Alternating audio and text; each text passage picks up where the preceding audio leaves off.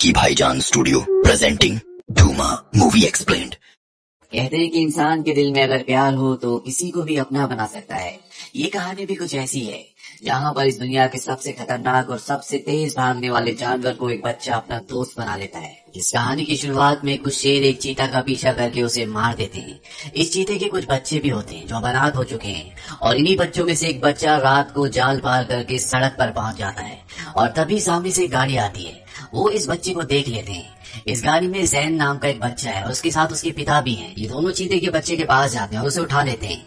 ये जानते हैं कि सड़क पर रात भर कई गाड़ियां आती हैं और अगर इन्होंने इस बच्चे को यहाँ पर छोड़ा तो ये किसी गाड़ी के नीचे आ जाएगा, इसीलिए ये इसे अपने घर पर ले आते हैं। लेकिन जैन के पिता का इस चीते के बच्चे को अपने पास रखने का कोई भी इरादा नहीं होता, पर जब कुछ दिन ये इनके पास रहता है तो उन्हें भी इससे प्यार हो जाता है और वो ये फैसला करते हैं कि जब तक ये पूरी तरह से बड़ा नहीं हो जाता ये इसे अपने घर पर ही रखेंगे। और अब जैन उस चीते के बच्चे का नाम डूमा रख देता है। धीरे धीरे वक्त बीतता है और डूमा अब बड़ा होना शुरू हो जाता है। जैन अब अपने पड़ोस में ही रहने वाले एक लड़के के साथ डूमा को दौड़ना भी सिखाता है। वो दोनों मोटरसाइकिल पर होते हैं और डूमा उनका पीछा करता है, लेकिन उसकी स्पीड इतनी तेज होती है कि वो फुल स्पीड से मोटरसाइकिल चलाते हैं तो भी वो उसे आगे नहीं निकल पाते। वक्त बीतने के साथ डूमा अब पूरी तरह से ग्रो हो चुका है और एक दिन जैन के पिता कहते हैं कि अब हमें डूमा को उसी जगह छोड़ना होगा जहाँ से हम इसे लाए थे। ये इसका घर नहीं है, इसका असली घर वहीं पर है, ये यहाँ पर सरवाइव नहीं कर सकता। जैन अपने पिता से कहता है कि वाइल्ड नहीं बनना चाहता, ये हमारे साथ रहना चाहता है और वैसे भी अब चीता बहुत कम बचे हुए हैं। उसके डैड नक्शे पर कुछ जगहों पर निशान लगाते हैं और वो कहते हैं कि इस जगह हमें डूमा मिला था और यहाँ पर आज भी बहुत सारे चीता हैं। ये जगह डूमा के लिए स्वर्ग की तरह है। अगर तुम चाहते हो कि डूमा अपनी असली जिंदगी जिए जिसलिए वो पैदा हुआ है तो हमें इसे वहाँ छोड़ना होगा। जैन अपने पिता की बात समझ जाता है और वो इस बात के लिए अग्री हो जाता है, लेकिन इससे पहले कि ये डूमा को उस जगह लेकर जाते जैन के पिता की तबीयत खराब हो जाती है और उनकी मृत्यु हो जाती है। उनकी मृत्यु के बाद जैन की मॉम कहती है कि इस जगह को हमें लीज पर देना होगा और यहाँ से हमें शहर शिफ्ट होना होगा जहाँ पर मैं जॉब करूंगी, क्योंकि इसके अलावा हमारे पास अब और कोई रास्ता नहीं है। हालांकि जैन ऐसा नहीं चाहता, लेकिन उसकी मॉम जो कह रही है वो ठीक कह रही है और अब जैन, उसकी मॉम और डूमा तीनों की तीनों शहर में शिफ्ट हो जाते हैं। यहाँ पर जैन का स्कूल में एडमिशन करवाया जाता है और जब जैन की मॉम जैन को स्कूल से लेने के लिए जाती है तो डूमा भी घर से निकलकर उनकी गाड़ी का पीछा करना शुरू कर देता है और वो भी स्कूल में पहुंच जाता है। जैन डूमा को देख लेता है, लेकिन जैन का टीचर जैन को क्लास से बाहर नहीं जाने देता और अगले पल बाहर शोर मचना शुरू हो जाता है क्योंकि बच्चों ने इस चीता को यानी कि डूमा को देख लिया होता है। डूमा भी अब भागना शुरू कर देता है और जैन अपने डूमा को ढूंढते ढूंढते वॉशरूम में पहुंच जाता है जहाँ पर कुछ बच्चों से परेशान करना शुरू कर देते हैं। यहाँ पर डूमा भी होता है और जैसे ही डूमा बाहर आता है वो बच्चे उससे डर जाते हैं। उनके हाथ से पैसे भी गिर जाते हैं जो उन्होंने दूसरों से छीने थे। ये सारे पैसे जैन अपने पास रख लेता है और अब जैन और डूमा यहाँ से भागना शुरू करते हैं क्योंकि उनके पीछे सिक्योरिटी वाले होते हैं जो डूमा को पकड़ना चाहते हैं और ये भागते भागते शहर के बाहर पहुंच जाते हैं। और अब जैन जानता है कि वो घर डूमा को लेकर गया तो उसे पकड़ लिया जाएगा, इसीलिए फैसला करता है कि जो उसके पिता ने और उसने डिसाइड किया था कि वो डूमा को उसी जगह छोड़ाएंगे जहाँ पर वो मिला था, जो उसका असली घर है, वो अब खुद डूमा को उस जगह लेकर जाएगा। इसीलिए वो अपने पिता की मोटरसाइकिल में डूमा को बिठाकर घर से निकल जाता है और गराज में अपनी मॉम के लिए चिट्ठी लिख कर जाता है कि मैं डूमा को छोड़कर वापस आ जाऊंगा।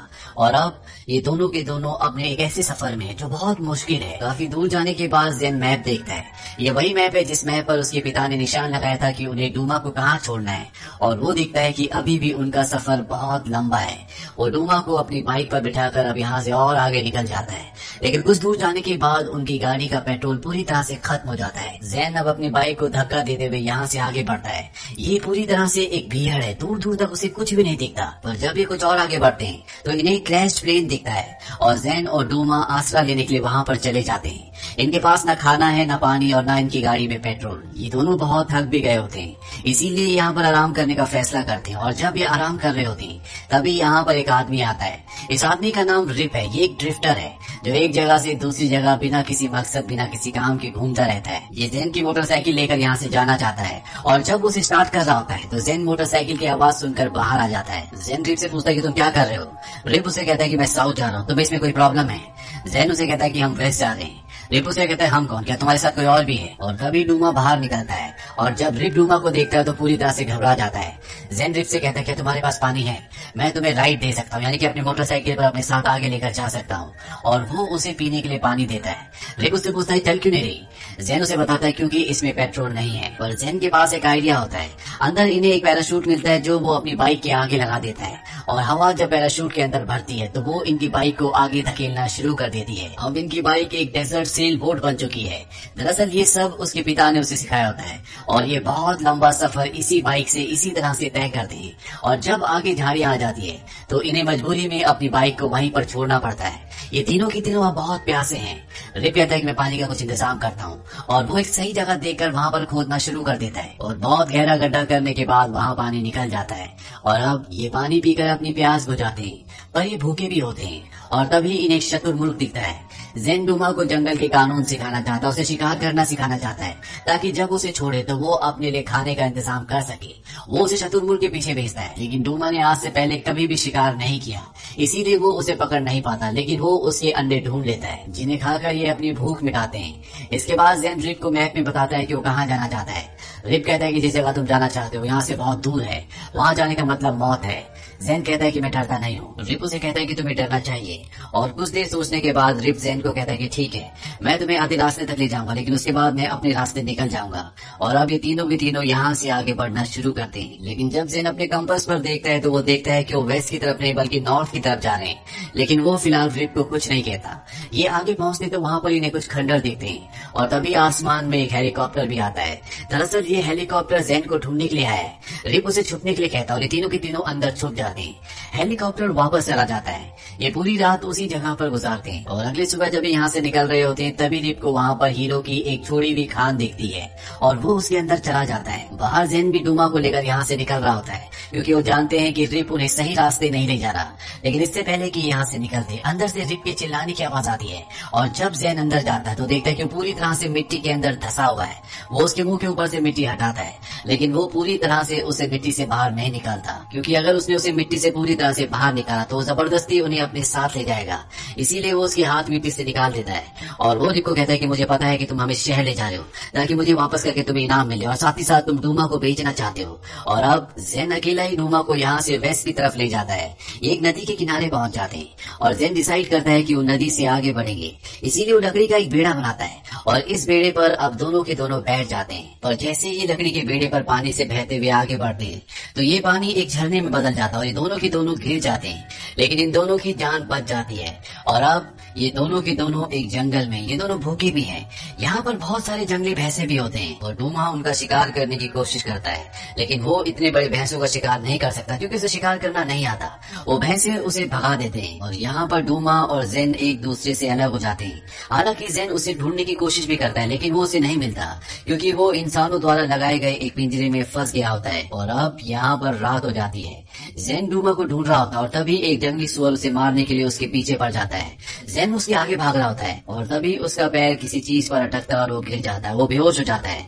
और जब रात को उसकी आंखें खुलती है तो उसके सामने रिप बैठा होता है जिसने डूमा को भी पिंजरे से निकाल दिया होता है और साथ ही साथ उसने जेन की भी जान बचाई होती है। अगली सुबह जेन रिप से माफी मांगता है क्योंकि वो उसे वहाँ पर छोड़ आया था। जेन उसे कहता है कि तुमने ठीक सोचा था, मैं यही सोच रहा था कि मैं तुम दोनों के बदले कितने पैसे कमा सकता हूँ, लेकिन अब वो ऐसा नहीं करना चाहता। वो इन दोनों की मदद करना चाहता है। वो उससे अपने बारे में बताता है कि वो अपना गांव, परिवार सब कुछ छोड़कर बड़े शहर चला गया था ताकि वो पैसे कमा सके, लेकिन वो पैसे नहीं कमा पाया और उसे जेल हो गई और अब वो दोबारा कभी भी वापस जेल नहीं जाना चाहता।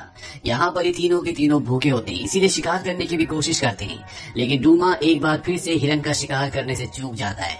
ये कहते हैं अभी नहीं, यहाँ पर भूखा ही रहना होगा। और तभी देखते हैं कि यहाँ पर कुछ लोग कैंपिंग करने के लिए आए होते हैं जिनके पास बहुत सारा खाना होता है और ये दोनों एक प्लान बनाते हैं। जेन उनके पास एक जख्मी लड़के की तरह जाता है और जब वो उसकी शर्ट खोलते हैं तो उसकी शर्ट के अंदर सांप होता है। उस सांप को देखकर वो सभी लोग वहाँ से भाग जाते हैं और जेन और रिप इनका सारा खाना लेकर यहाँ से निकल जाते हैं। इन्हें एक बोट मिलती है और एक बार फिर से ये नदी के सहारे आगे बढ़ना शुरू करते हैं।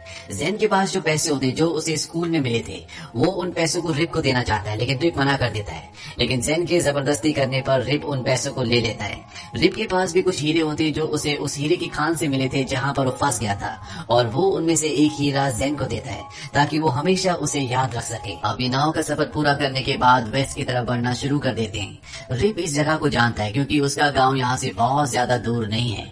रात होने पर रिप उसे एक गुफा में ले जाता है। वो कहता है मेरे दादा मुझे यहाँ पर लाया करते थे, लेकिन अब लोग यहाँ पर नहीं आते। जेन रिप को बताता है कि कुछ ही दिनों पहले उसके पिता की मृत्यु हो गई। वो अचानक से गायब हो गई हमेशा के लिए। ऐसा क्यों होता है? रिप जेन को समझाता है। वो कहता है कि हम सब एक ही नदी में बह रहे हैं, कोई आज गया तो कोई कल। हम सबको एक दिन इस दुनिया को छोड़कर जाना ही होगा। लेकिन सबसे बड़ी बात यह है कि जब तक हम इस दुनिया में, हम अपने सभी कामों को अच्छे से करें, अपनी जिम्मेदारियों को समझे। डूमा को छोड़ने के बाद तुम अपनी मॉम के पास वापस चले जाना। मैं भी अपने गाँव, अपने परिवार के पास वापस चला जाऊंगा। पता नहीं मेरा परिवार मुझे माफ करेगा कि नहीं। और अगली सुबह ये दोनों के दोनों आगे बढ़ना शुरू करते हैं। और जब ये आगे जा रहे होते हैं तभी इन पर बहुत सारी टेस्टी फ्लाइज हमला कर देती हैं। ये मक्खियां बहुत ही खतरनाक होती है, जो इंसानों का खून चूसती है, साथ ही साथ मरे हुए जानवरों को भी खाती है। रिप जेन को अपने कपड़े से पूरी तरह से छुपा लेता है, लेकिन वो अपने आप को नहीं बचा पाता। बहुत सारी मक्खियां उसे बुरी तरह से काट लेती है। और अब जैसे जैसे दिन ढलता है वैसे वैसे रिप की तबीयत खराब होना शुरू हो जाती है। उसका पूरा शरीर सूज जाता है। यहाँ पर बारिश भी होना शुरू हो जाती है। इस वजह से इन्हें आग जलाने में बहुत मुश्किल हो रही होती है। और जो पैसे इनके पास होते हैं उन पैसों को जलाकर यहाँ पर आग जलाते हैं। पर जेन को समझ में आ जाता है कि अगर वो उसके लिए मदद नहीं लाया तो वो जिंदा नहीं बच सकता। इसीलिए डूमा को कहता है कि तुम्हें यहीं पर रुकना होगा। और वो अकेला ही उसके गांव की तरफ बढ़ जाता है। वो उसके गांव पहुंचकर उसके लिए मदद ले आता है, लेकिन रिप का पूरा चेहरा सूजा हुआ होता है, इसीलिए उसे कोई नहीं पहचानता। गांव लाने के बाद रिप के पूरे चेहरे पर एक लेप लगाया जाता है, जिससे एक मुखौटा बन जाता है। और अगली सुबह जब वो मुखौटे को हटाते हैं तो वो देखते हैं कि वो रिप है। इसके बाद रिप के पूरे परिवार को यहाँ पर बुलाया जाता है। रिप अपने दोनों बच्चों से, अपनी पत्नी से और अपनी मॉम से मिलता है। रिप का परिवार रिप को वापस पाकर बहुत खुश होता है। रिप जेन को भी अपने परिवार से मिलाता है। जेन अगली सुबह जब बाहर जाता है तो डूमा आसपास कहीं भी नहीं होता। और जब वो उसे ढूंढता हुआ बहुत आगे निकल जाता है तो वो देखता है कि डूमा एक दूसरे चीता के साथ होता है। वो दोनों आपस में खेल रहे होते हैं और इसके बाद वो दोनों मिलकर एक हिरन का शिकार भी करते हैं। यानी कि डूमा यहीं इसी जगह से बिलोंग करता था। हो सकता है कि डूमा इस वक्त जिसके साथ हो वो उसी का कोई खोया हुआ भाई हो। और अब जेन को अपने पिता की वो बात याद आती है जब उसके पिता ने उसे समझाया था कि डूमा जंगल से बिलोंग करता है। और अगर तुम चाहते हो कि डूमा अपनी असली जिंदगी जिए जिससे वो पैदा हुआ है तो तुम्हें उसे उसकी जगह पर छोड़ना होगा। जेन डूमा को इस जगह छोड़ने का मन बना चुका है। जेन के पास डूमा आता है। ये दोनों एक दूसरे को प्यार करते हैं। दरअसल ये इन दोनों का फाइनल गुड बाय है। इसके बाद जेन रिप से मिलता है और रिप से मिलने के बाद वो सीधा अपनी मॉम के पास जाता है। जेन की मॉम जेन को वापस देखकर बहुत खुश होती है। वो उसे अपने गले से लगा लेती है। और अपने पूरे सफर से जेन ये समझ पाता है कि इस दुनिया में बहुत सारी चीजें हैं जो एक दूसरे के लिए बनी होती है। जैसे डूमा के लिए उसका वाइल्डनेस, यानी कि उसका जंगल, उसका अपना घर, उसकी अपनी जिंदगी। रिप के लिए उसका परिवार और कुछ जेन के लिए उसके पिता। उसके पिता जो भी थे, जो भी सोचते थे, जिन भी चीजों पर विश्वास करते थे, अब वो जेन के साथ उसकी जिंदगी में आगे चलेंगी। ये कहानी सिर्फ एक सफर के बारे में नहीं है। ये कहानी हमें बहुत कुछ सिखाती है। ये हमें सिखाती है कि हमें अपनी जिंदगी में अपनी जिम्मेदारियों को समझना चाहिए। जैसे कि रिप की जिम्मेदारी उसका परिवार था, जेन की जिम्मेदारी डूमा को उसके घर तक पहुंचाना था। और इस सफर में वो ये समझ पाया कि मौत सिर्फ एक वक्त है जो देर सवेरे हर एक की जिंदगी में आना है। उसके लिए हमें दुखी या परेशान नहीं होना चाहिए, बल्कि अपनी जिम्मेदारियों को समझना चाहिए। इसके साथ साथ वो ये भी समझ पाया कि हम भले ही किसी से कितना भी प्यार करें, लेकिन हर किसी की एक सही जगह होती है। जैसे डूमा की सही जगह जंगल थी, रिप की सही जगह उसका परिवार थी, और खुद उसकी सही जगह उसकी मॉम के साथ थी, जिन्हें उसकी सबसे ज्यादा जरूरत थी। तो ये थी पूरी कहानी फिल्म डूमा की। ये फिल्म सन 2005 में रिलीज हुई थी। IMDb पर इसकी रेटिंग है 7.2। उम्मीद करते हैं कि ये कहानी आपको पसंद आई होगी।